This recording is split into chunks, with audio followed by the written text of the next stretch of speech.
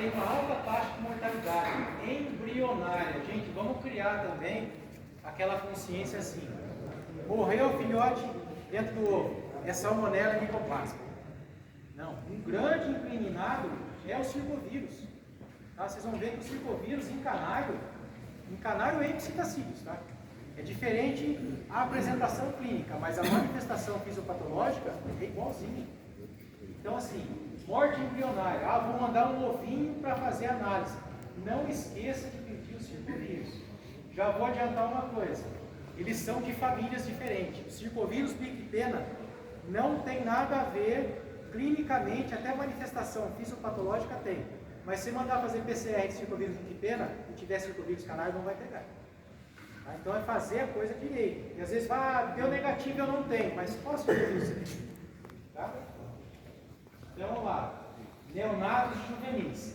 Os neonatos, acima de 3, 4 meses, a literatura cita o atoxoplasma, tá? Só que o atoxoplasma não dá aquela pinta clássica preta no abdômen, que nada mais é do que a vesícula biliar inflamada. Tá? Por que então cita então com circovírus, biquipena não tem a pinta preta? Porque citacídeos não possuem vesícula biliar. Então começa a partir daí, né? Se possuísse, ficaria mais fácil para a gente enxergar que realmente é circovírus também, tá?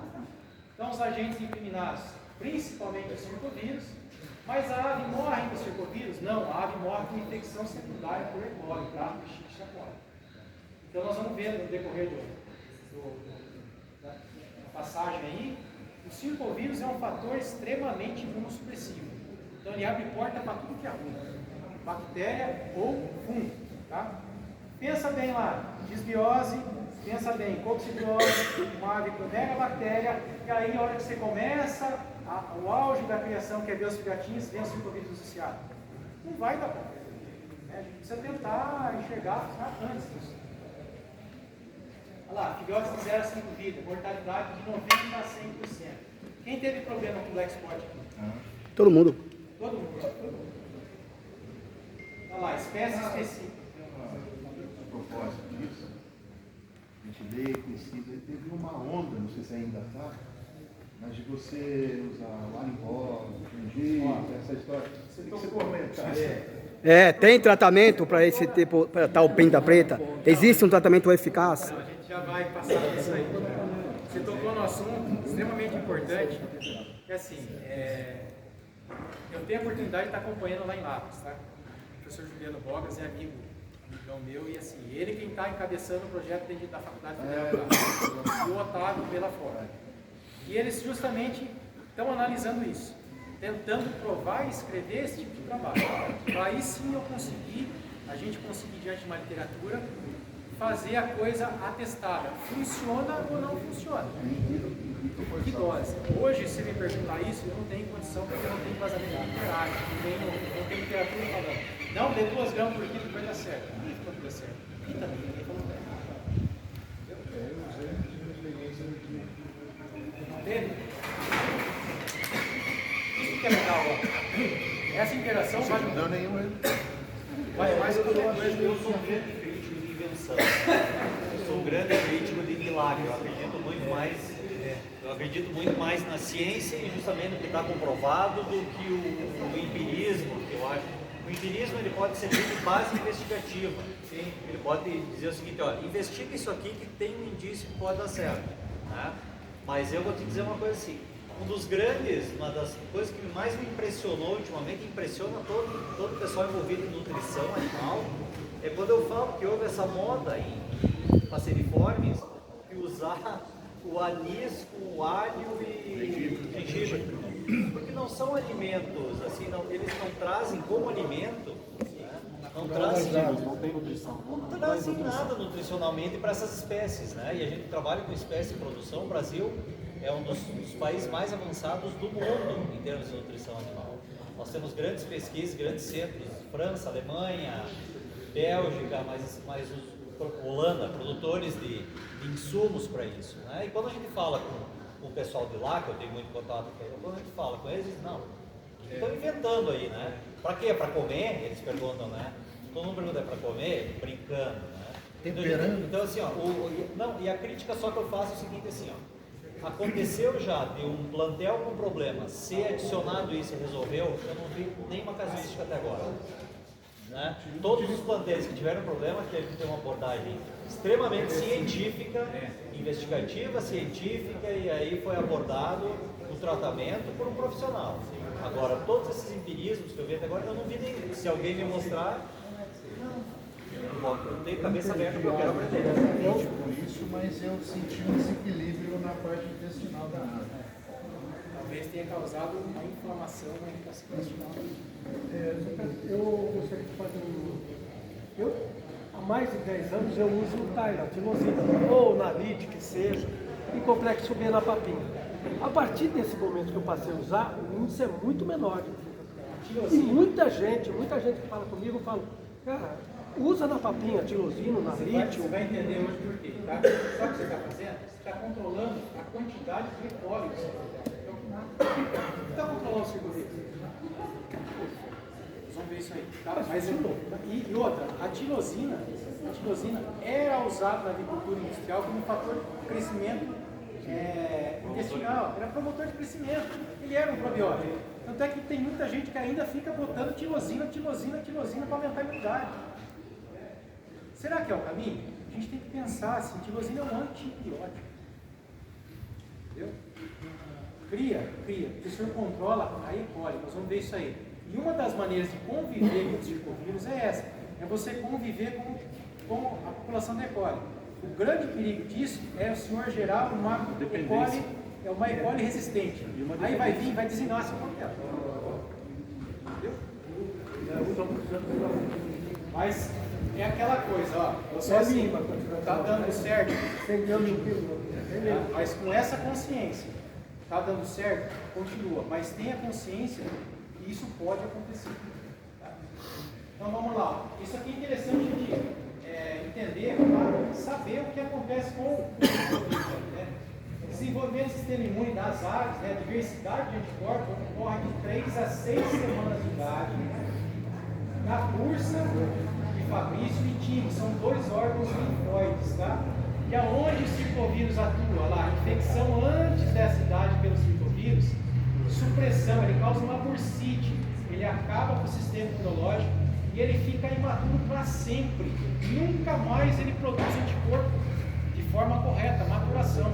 Então, onde tem pinta negra, essa informação vai nos dizer lá na frente que aquele ninho que tem um filhote com pinta negra e sobrevive, ele vai ser um eterno liberador de circovírus no seu plantel, porque ele não tem capacidade imunológica de eliminar o vírus. Porque as aves com um sistema imune bom, saudável, ele contrai, ele enxerga como estranho, a defesa combate e ele consegue eliminar o circovírus. Todos eliminam? Não.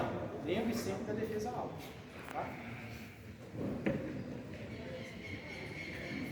Então vamos lá, formas de transmissão, tá? Horizontal, então ele pega de tudo quanto é jeito, né? Vamos falar assim, de uma forma bem simples, né? De uma ave para outra, fecal oral, pó de pena, isso acontece também, é a principal forma de transmissão do circovírus biquipena dos citacídeos, tá? E fômites, o que é fômite? Nós temos aquele arte de, posso ir na sua casa ver seu canarinho? Vai lá, entra, aquele pó, aquela congestão, vai, chega na sua casa, você não troca de roupa, nada, quer dizer, mas eu não trouxe nenhuma ave de fora, nada, olha o pó de pena aí, está na sua roupa, você está levando coisa para dentro de casa. Se você fizer o pé de novo no seu criador, muita gente nunca mais vai visitar. Eu sei, mas sabe o que tem que fazer? Sabe o que tem que fazer? Você vai visitar uma outra pessoa, mas chega na sua casa, toma um banho, tira fora, não entra com a mesma roupa. Caramba. No nosso tempo do Brasil, fui no Brasil, quando eu vi aquele negócio de calma americano, eu falei, não precisava ser até um criador. Não sei se ele ainda usa esse sistema. Aves imunoinfectadas que são competentes, elas eliminam o vírus, né, com a defesa boa, tá? E os anticorpos maternos, a gente tem que entender isso aqui também, ó. Os anticorpos maternos são transmitidos nos ovos, né, confere proteção do recém-nascido de 0 a 3 semanas. Então, assim, a fêmea que tem anticorpo contra o circovírus bota o ovo com anticorpos dentro do ovo, para proteger esse filhote lá dentro. Caramba. Tá? Forma de transmissão vertical, que é o clássico, né? Olha lá o bonitão, né? Ó, isso aqui é quando a primeira ninhada aparece, isso já começa, já não tem muito cabelo, começa a cair o resto. Forma de transmissão vertical, fêmea ovo, tá? Se a primeira infecção ocorrer no início da reprodução ou muito próximo dela, não deu tempo, né? O sistema imune das aves leva algumas semanas para produzir anticorpos para a fêmea poder passar para o ovo. Então, lá, não passarão anticorpos para o ovo, o animal nasce com black spot. Desenvolvimento viral do embrião, destruição do sistema imunológico do embrião e morte secundária do quem?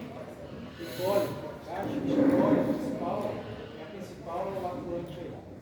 Aqui está bem vermelho, tá? Assim, mas era para perceber como o canário começa já a emagrecer, ele começa a ficar desidratado e é um bicho que dificilmente vai para frente. E aí tem outra questão, mas por que dentro da mesma ninhada nascem filhotes com circovírus e ninhotes sem circovírus? Por quê? Porque a passagem do anticorpo das fêmeas para os ovos, assim, os primeiros sempre ganham mais, os últimos ganham menos. Então esses últimos que ganharam menos anticorpos não são capazes de combater o vírus e ele manifesta. E aí então tem filhote na mesma ninhada com e filhote sem. Tá? Olha lá, a maldita E. coli também. O problema da E. coli é que ela é saprófica, né? Ela vive em equilíbrio com a microbiota intestinal das aves. Então, em momentos de oportunidade, ela cresce e aí ela se torna patogênica. Fatores de aparecimento, então, circovírus, destruição do sistema imune, baixa imunológica. Além de tudo, a criação ela exige demais, né? A reprodução exige demais da fêmea. Então, a resposta dela imunológica ela é menor. Olha outra situação aqui, ó. Nós vamos entrar em um quadro complicado também. Endogamia, cruzamento consanguíneo. É bom? Depende. Imunologicamente ele não é bom. Mas quem consegue fixar uma mutação sem consanguinidade? É difícil. Então a gente tem que cruzar, mas consciente que eu posso estar diminuindo a imunidade das aves. Tá? Diagnóstico. Outra coisa extremamente difícil, o período de incubação do circovírus ainda é uma incógnita. Quer dizer, você faz exame de uma ave hoje, coleta sangue, ave em vida, em vivo, eu colho sangue, tá? Eu não faço PCR de fezes. Se tiver que pegar, vai pegar no sangue, PCR de sangue. E aí, dá negativo. Você fecha o plantel e depois meio do ano para lá, ela começa a manifestar, os filhos têm circovírus, você faz nela do circovírus. Então, o período de incubação para mostrar sinal clínico ainda é variável, ninguém sabe. Então esse é um problema sério, né? E o PCR eu faço de macerado de órgãos, tá? E de sangue, eu não mando fezes para PCR de circovírus, tá? Aí que tá que eu comentei com vocês. Às vezes manda lá no laboratório um painel de fezes para circovírus, tem negativo, nossa, não tem circovírus, graças a Deus. Não é assim. Tá? Não é assim, manda o melhor material possível. O uso do antibiótico, que o senhor estava falando lá. Dá para se usar? Ah, você consegue eliminar a E. coli com sucesso. Você consegue eliminar ela do plantel para não matar o filhote. Porém, você pode gerar cepas resistentes, tá? E diante disso a coisa pode complicar. Vai medicar todas as aves? Você lembra lá da disbiose? Será que a gente pode fazer uma disbiose em todas as aves? E a coisa começar a piorar o problema? Então são pensamentos que cada um vai ter que adotar uma forma. Tem forma de bolo mágico? Não. Tá? Medidas de controle, lá, desinfecção, vir pão de novo, diminuir a chance de ir em contato com o patógeno. Tá? Então, eu gosto de 15 dias por 2 meses prévio à criação, aumentar a ventilação e diminuir a densidade, né? Diminuir o risco. E outra coisa que a gente tem que fazer com muita seriedade, tá? Me dói propor isso aqui para vocês, me dói, mas é um caminho, tá? Ou você retira da reprodução aqueles filhotes que sobreviveram ao Black Spot, porque ele não vai ser capaz de eliminar esse vírus, ele não vai eliminar, então ele vai ser um portador que vai ficar sempre contaminando o seu plantel. E as fêmeas, que em várias posturas produziram filhotes com pinta negra, ela não é capaz de gerar resposta imune satisfatória. Você vai ter que retirar da reprodução, tá? Pinta negra, querem comentar alguma coisa? Tem. É comum às vezes a gente faz o seguinte, Ah, esse casal deu pinta negra. Eu vou separar os dois outros. Vou usar a fêmea contra o macho contra a fêmea e ver quem é que transmite. Vamos separar para o ano que vem, tem duas possibilidades. Tá, então. Se a gente enxerga isso, o que eu enxergo disso aí? Ou ele consegue realmente, imunocompetente, eliminar esse vírus e no ano seguinte ele não criar, ou ele vai ficar um ano disseminando circovírus pelo tempo. A escolha de quem opta por cada coisa. Melhor dúvida. Eu acho também. Eu acho que a gente tem que ser bem. Sai, casal.